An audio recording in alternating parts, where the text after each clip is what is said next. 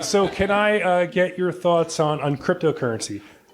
Oh, well, not that I have that much in the way of thoughts on cryptocurrencies. There are three posts actually on my blog about crypto. One goes back to 2017.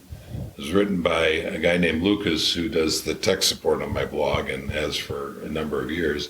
And he's an active investor in crypto and, of course, has been successful at it because everybody has, I guess. And then this spring, at my request, he wrote a second guest post, kind of updating it. And I wrote a post around that. I'm trying to think. I think I published mine first and then did his as a follow-up, but I might have that reversed.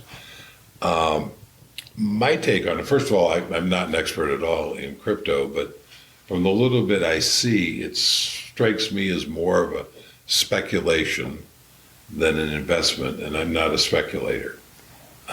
So when you're buying crypto now, you're buying it in the hope and anticipation that somebody is going to pay more for it in the future.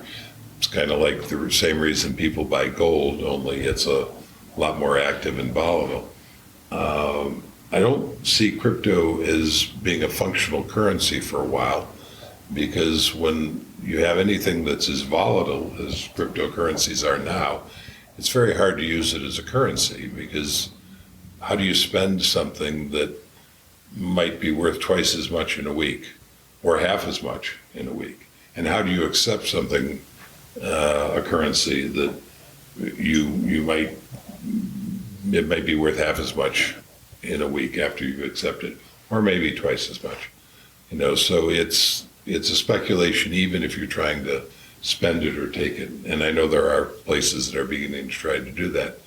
So I'm not a speculator, and people have said to me, "Well, gee, if you'd followed Lucas's advice in 2017, you would have made a whole lot of money."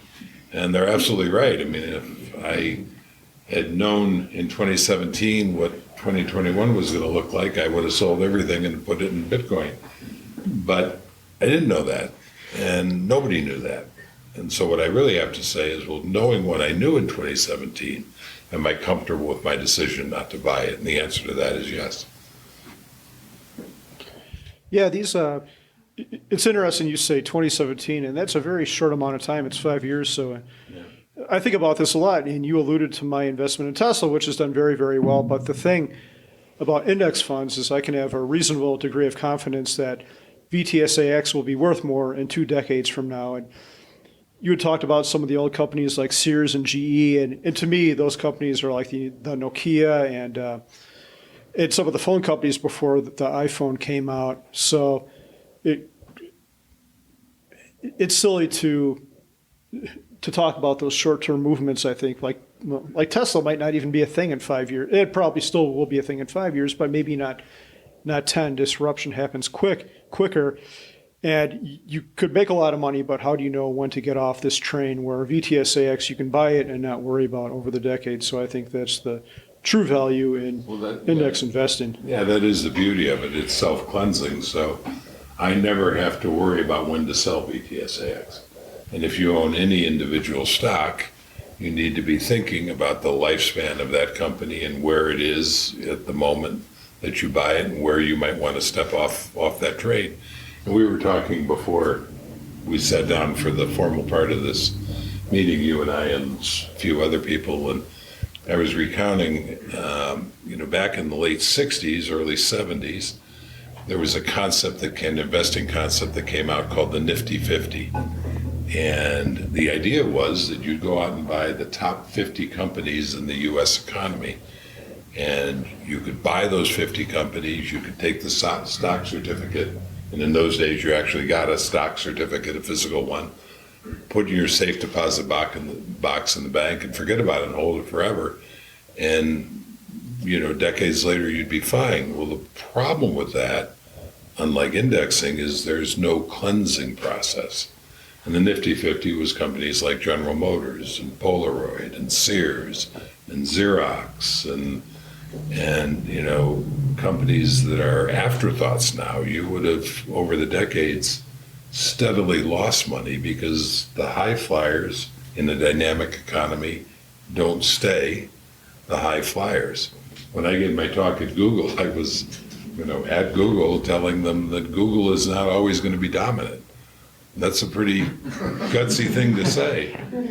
And I don't know how Google is going to lose their position or when or to whom, but I know enough about history to know that no company, Sears, which is kind of a laughingstock now, at the time, they were extraordinary. People don't today appreciate how powerful a company Sears once was. It built the tallest building in the world, and it held that record for, I don't know how long, you told me. And yet it's yesterday's news today. And I guarantee you that when they were building the Sears Tower, which has been renamed a couple of times, nobody at Sears would have believed me if I stood up in front of their group of people and said, this too won't last forever. It was my grandmother's Amazon. What's It that? was my grandmother's Amazon. It You order the was. stuff, it shows up. In the You're middle making of me the feel stock. old saying it was your grandmother. It was my Amazon It pal. was. I mean, I used to be a kid. They Yeah, tell absolutely. stories like you order the stuff and it shows up Absolutely. on a It wa- parcel post, It's- in it's- Wisconsin, middle of nowhere. That's how Sears and Roebuck at the time, Yeah. they came out with this incredible catalog that they'd mail out to rural areas of the country.